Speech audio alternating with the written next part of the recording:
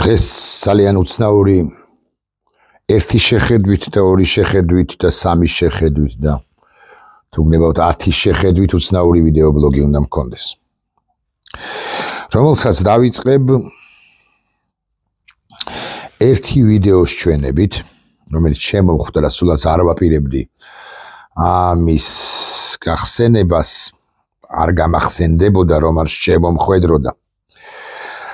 აქ პოეტი მუხრან მაჭავარიანი ამბობს შემდეგ სიტყვებს, ბოდიში ესე გავაკეთოთ. სისხლო ჩემო, სადარ დაღორილო, შენ სადარ ხრეფდა შავი ხორანი, ვინ გაგაგვიროს, რამ გაგაგვიროს, ნათით გორალი, ნაშამ გორალი.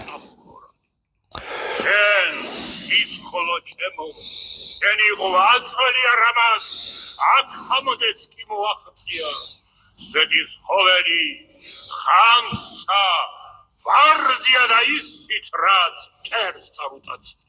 შენ სისხლო ჩემო, შენი დინება, ვეფხის ხაოსით ხშირად მიგრდნია, სიტყვა, რომელიც გეჩოდინება, ვცდილობ გაშორო, რაც შემიძლია. შენ სისხლო ჩემო, სისხლო ხნიერო, დაუცხრომელო და უცნაურო, საბედნიეროდ, საბედნიეროდ, ჰაი რო კიდევ ხმაურობს.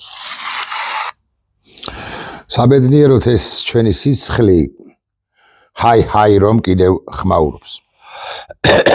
გულახდილად გეტყვით, მე ჩემი დღევანდელი ვიდეო ბლოგი, ეს ვიდეო ბლოგი ბევრ თემას უნდა შეხებოდა და შეეხება კიდეც შეძლების დაგვარად. მე ჩავიკითხავ რამდენიმე ცნობილი პირის საჯარო სტატუსს გამოქვეყნებულ სოციალურ Facebook-ზე, სოციალურ ქსელ Facebook-ზე, რომლებიც ეხება იმას, რაც თქვა არა მხოლოდ თეა წულუკიანმა, თეა რუსმა ჯალათმა, რაც გნებავთ დაარქვია, არამედ მისმა ნაჩალნიკმა ირაკლი კობახიძემაც და მასზეც მომიწევს საუბარი. თეა წულუკიანმა თქვა, რომ უაზრო პიარისთვის და უაზროდ დაიღუპა გიორგი ანწუხელიძე.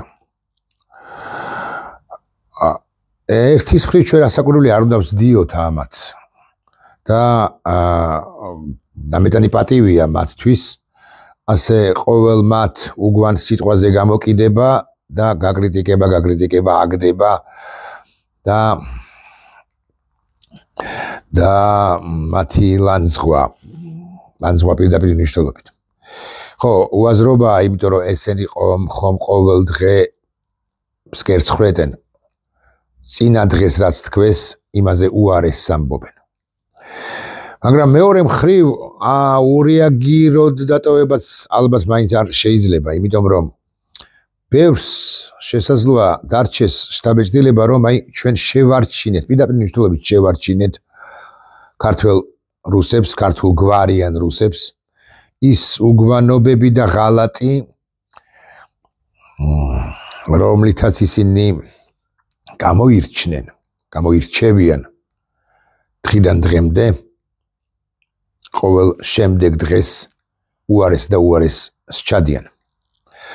ამიტომ მუხრანის გახსენება კარგი არის, იმიტომ რომ იქნება და რაღაცა ჩემი ასე მაგალითად თანხმების არ გესმით, იქნება ის სულისკვეთება მაინც დაიჭიროთ, იმ სულისკვეთებას მაინც მიაქციოთ ყურადღება, რასაც ამბობს მუხრან მაჭავარიანი, რამ გაგაკვიროს, ნადით გორალი, ნაშამ გორალი.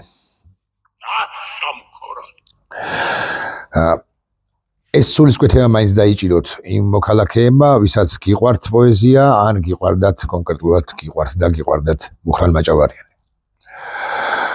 თეა წულუკიანს არ ჩამორჩა ირაკლი კობახიძე, რომელმაც კიდევ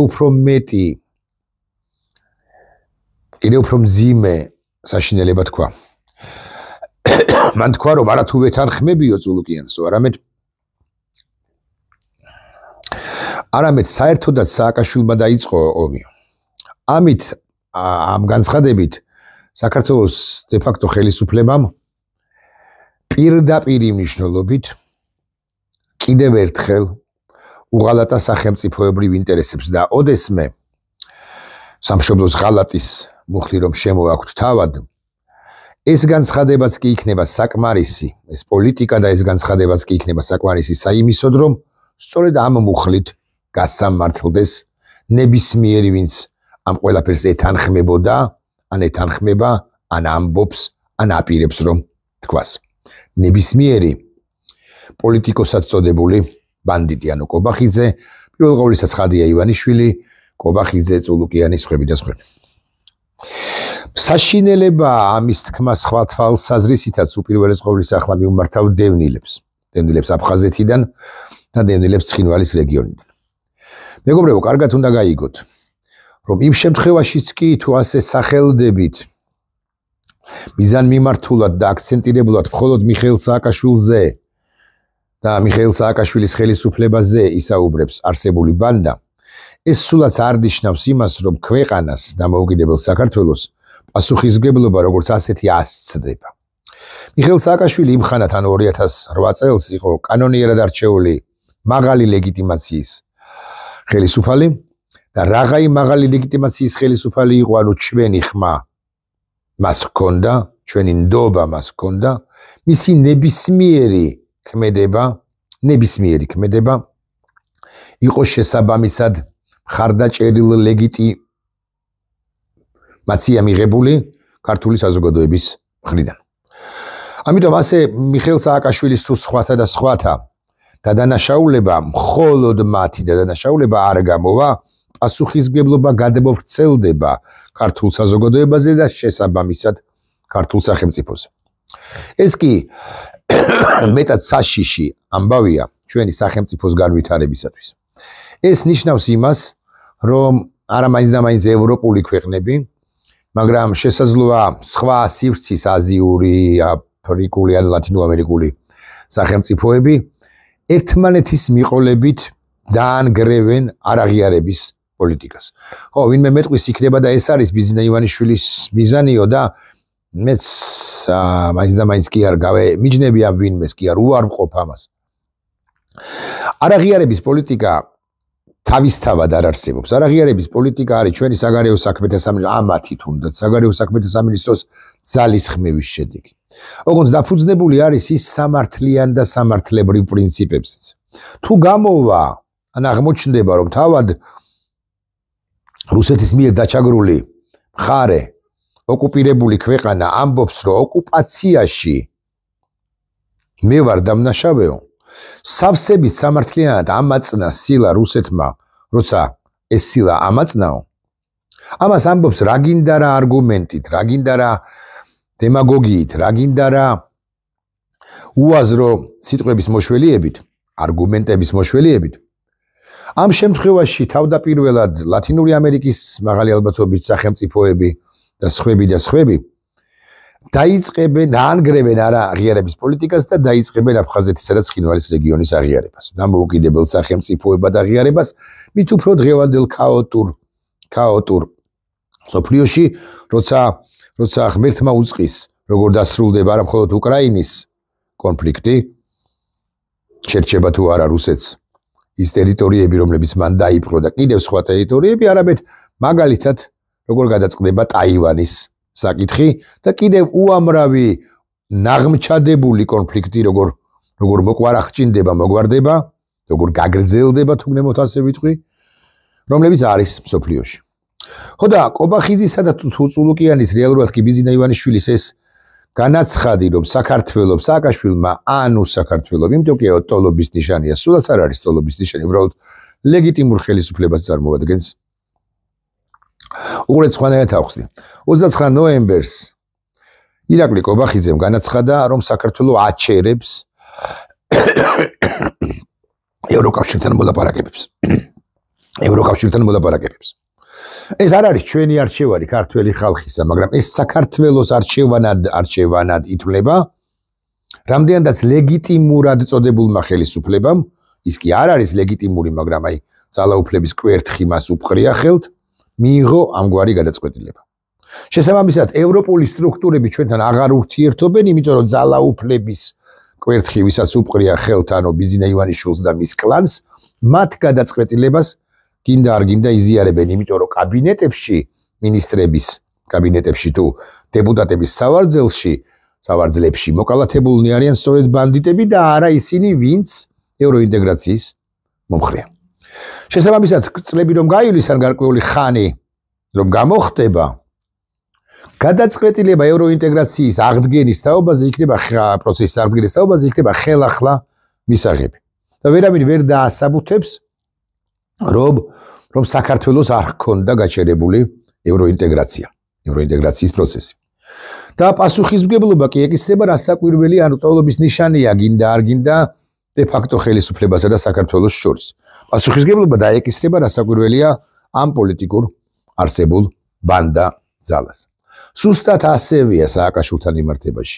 რაც არ უნდა ეცადოს არსებული de facto ხელისუფლება, რომ მხოლოდ სააკაშვილს დააბრალოს 2008 წლის ომის დაწყება, ესეც ხომ აბსურდია, მაგრამ რაც არ უნდა ეცადოს, ის მაინც გადმოვრცელდება მთლიანად საქართველოს და რუსეთი ჩვენი ისტორიული მტერი ძალიან ოსტატურად გამოიყენებს ამას, აღიარებინებს რა ბევრ სახელმწიფოს, რამდენიმე სახელმწიფოს მაინც ერთმანეთის მიყოლებით აფხაზეთისა და ცხინვალის რეგიონის დამოუკიდებლობას და ეს ივანიშვილის ჩანაფიქრია. ოხ სისხლო ჩემო სადარ დაღვრილო, შენ სადარ გხრებ და შავი ყორანი. ამასობაში ამასობაში ესენი გმირებსაც უტევენ. გარდაცვლილებს არ არის, არც ჩემგან არ იქნება სწორი სიტყვა, შეწირულებს საქართველოს თავისუფლებისათვის. ვიდრე ამაზე, ამ უკანასკნელ თემაზე გავაკეთებდე, ჩაგიკითხავდეთ ორ თუ სამ სტატუს სხვადასხვა ცნობილი პირისა. მანამდე ჩავიკითხავ ლეონ ნაფტას სტატუსს გამოქვეყნებულ სოციალურ ქსელ Facebook-ზე. ამ არსებული კონტექსტი ამგვარია, რომ აი ამ არსებული პოლიტიკის და მიდგომების გათვალისწინებით რომ ვიცოდეთ მაინც ლეონ ნაფტა წერს ქართველ ჯარისკაცებს გაუშვებენ უკრაინის ომში რუსეთის მხარეს, ვინც უარს სიტყვის გამოაგდებენ, რამეს ჩაუდებენ და დაიჭერენ, ოჯახებს აუწიოკებენ, ანგარიშებს დაუყადაღებენ. ხო თითქოს წარმოუდგენლად გეჩვენებათ.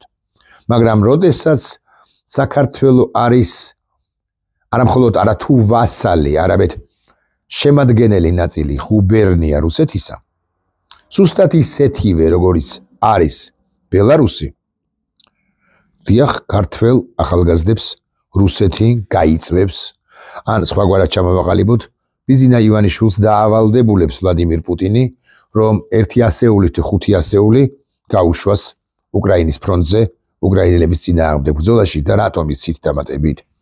მათ შორის იმიტომ, რომ და პრეცედენტები არსებობს, ასე მაგალითად ჩრდილოკორეელები მონაწილეობენ იცით თქვენ და ჩინელებიც აგე უკვე ახლა.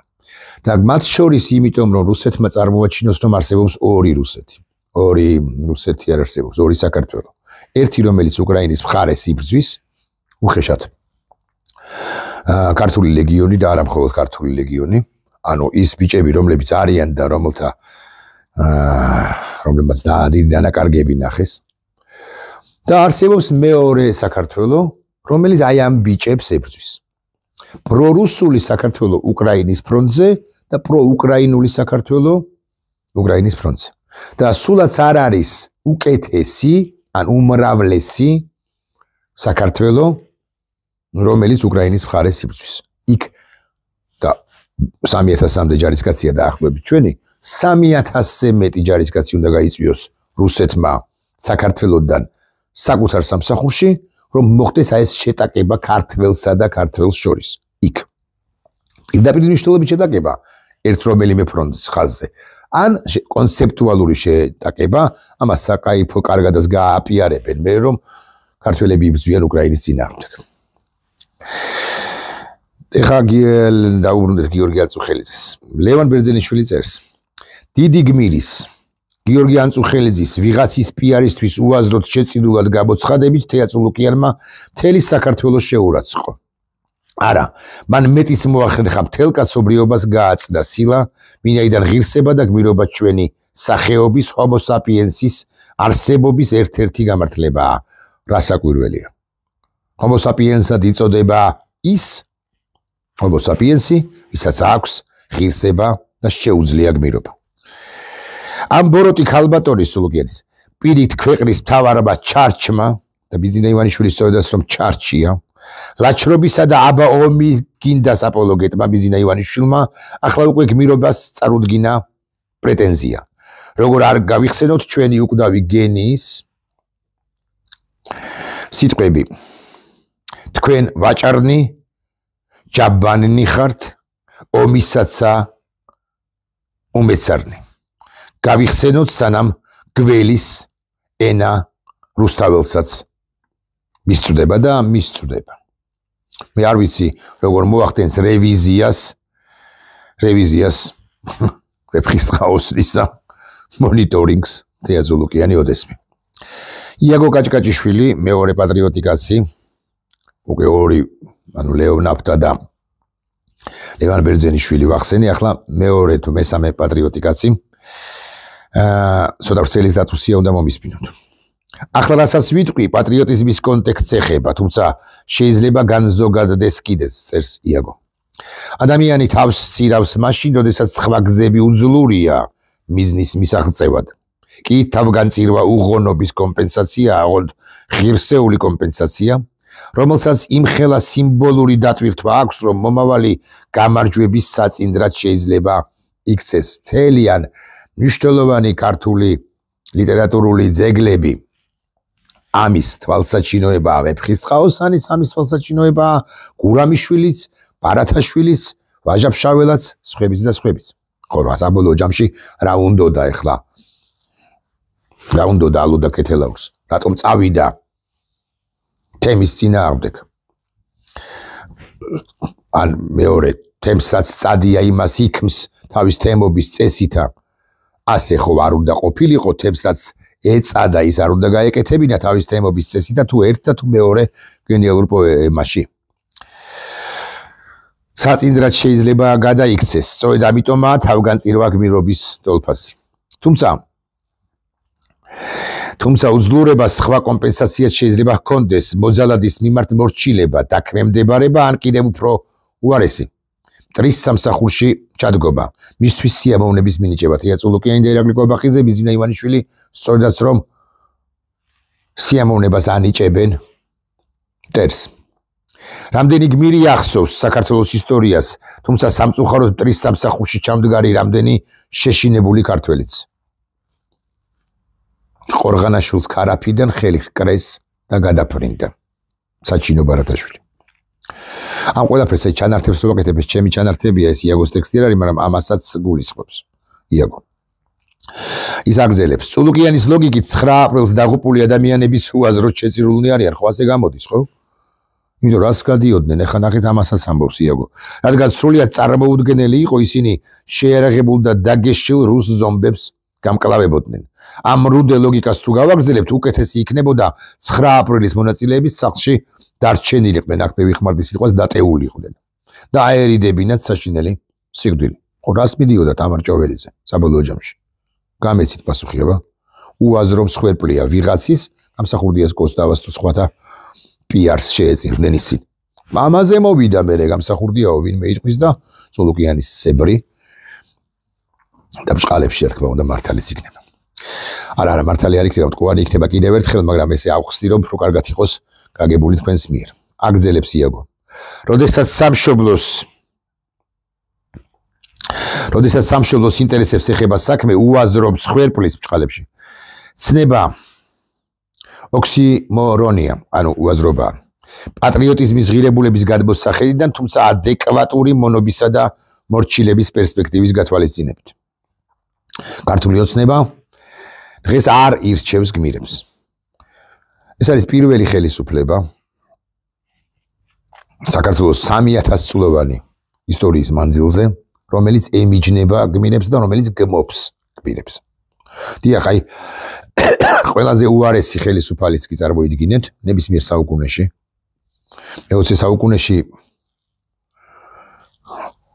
ორჯონიკიძის ხელისუფლება, ასე ბოლშევიკთა ხელისუფლება მათ საკუთარი გმირები ჰყავდათ. ესენი საკუთარ ალტერნატიულ გმირებს, მონამორჩილ გმირებსაც ჭყალებში არ გვთავაზობენ.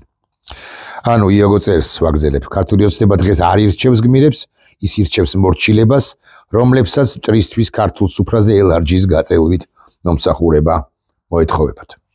ამგვარ სახელმწიფოს ქმნის ბიზნა ივანიშვილი, როცა რომ ჩვენ უნდა ვწელოთ და ვწელოთ ეს ვუწელოთ და ვუწელოთ ელარჯი მომხდურ რუსებს. მერე ვიმღეროთ, ვუმღეროთ.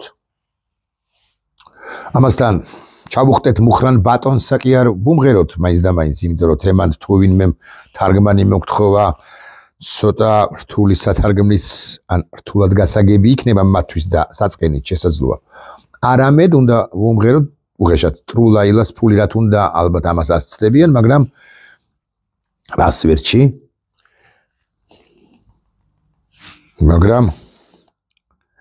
მაგრამ აი ასე მაგალითად თბილისო.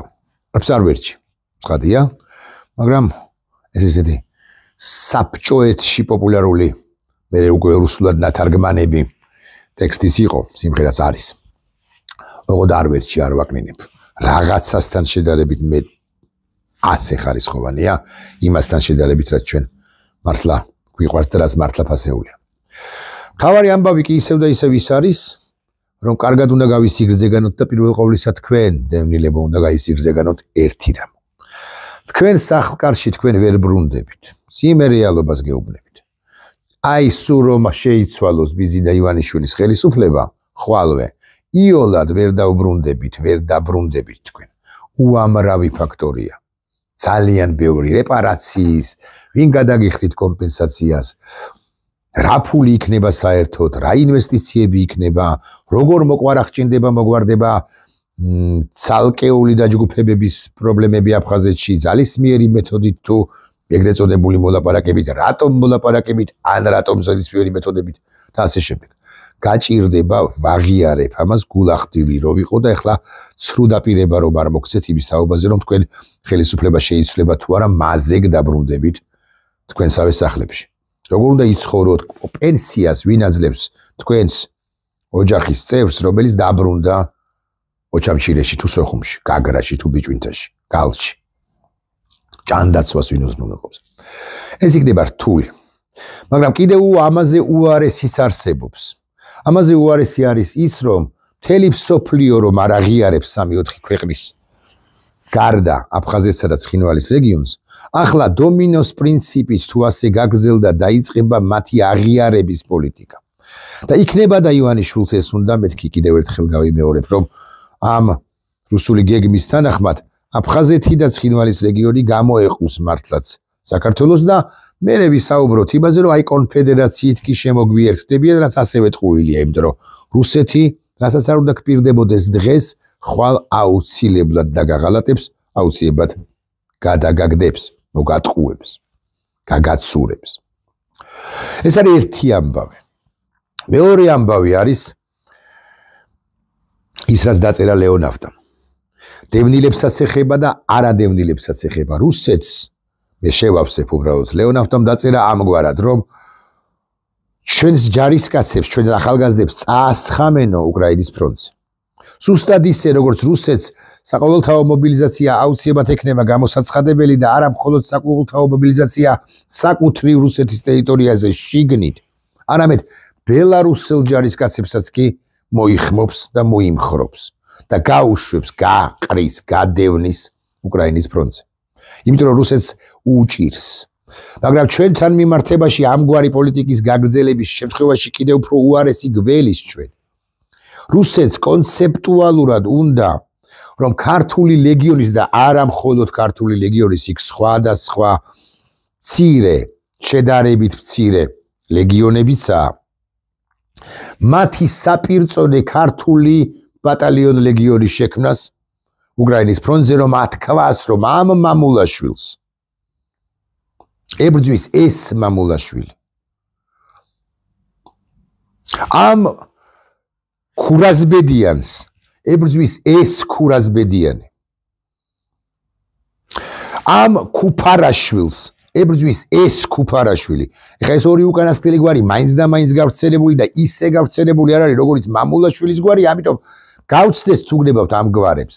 ამ აბაშიძეს, ამ ბერიძეს, ამ მაისურაძეს, ამ კაპანაძეს, ამ ტაბლიაშვილს თუ ვინმე არის, იქ ტაბლიაშვილი ჩემი პატივისცემა და მადლობა. მაგრამ ებრძვის ეს ტაბლიაშვილი. სხვაგვარად ვიტყვი კიდევ, ამ აბაშიძეს ებრძვის ეს კაპანაძე. ქართველი ებრძვის ქართველს იქ სადღაც რა ვიცი, დნეპროპეტროვსკ, არა, ზაპოროჟიესთან.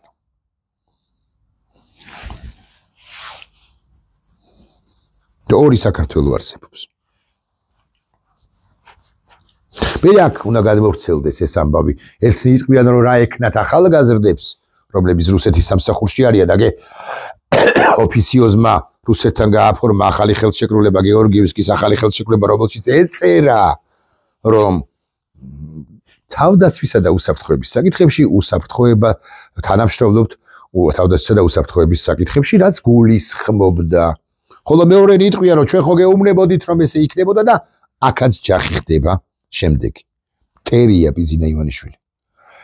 ბიძინა ივანიშვილი არის ქართული სახელმწიფოს მტერი, ვინიც ის ქართულ გვარიან პირთა შორის იქნება ყველაზე დიდი რუსიც კი. იმიტომ რომ სერგო ორჯორიგიძე ამბობდა ქემაინც რომ ვარ მე რუსიო რუსეთის სამსახურშიო ეს ჯერაც ნიღბიანი ჩვენთვის ნიღაბ ჩამოხსნელი რახანია, მაგრამ ჯერაც დახატული ქართული საზოგადოების წინაშე როგორც ქველმოქმედი, როგორც ფილანტროპი, როგორც დამხმარე, რომელიც ეხმარება ქართულ სახელმწიფოს, რომელიც არაფერზე არ დარდობს, ვითომ შეგდებოდათ ესე არტისტულად. თუ დამრჩა, თუ არ გადაახვია ამან, ისე უსაგაჩვენებს ხო დარჩენილა. ოპს, გამექცა. ბოდიში. გამექცა. ჩემ სისხლო, ჩემო. სად არ დაღვრილო. შენ სად არ გხრებდა შავი ყორანი. ვინ გაგაკვირვოს, რამ გაგაკვირვოს, ნადიდ გორალი, ნაშამ ქორალი, მუხრანი ბევრად უკეთ წარმოთქვამს. მე შეიძლება ეს არის ბოდის ვიხდი, არა. ხო, ბევრად უკეთ წარმოთქვამს ამ თავისივე ლექს. არა თუ ამ ომის თავიდან აცილება შეიძლება და არამედ ეს ომი დაიწყო სააკაშვილის რეჟიმმა.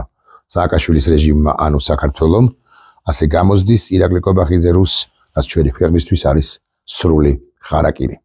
იბრძოლეთ ამათ წინააღმდეგ. იბრძოლეთ დაუნდობლად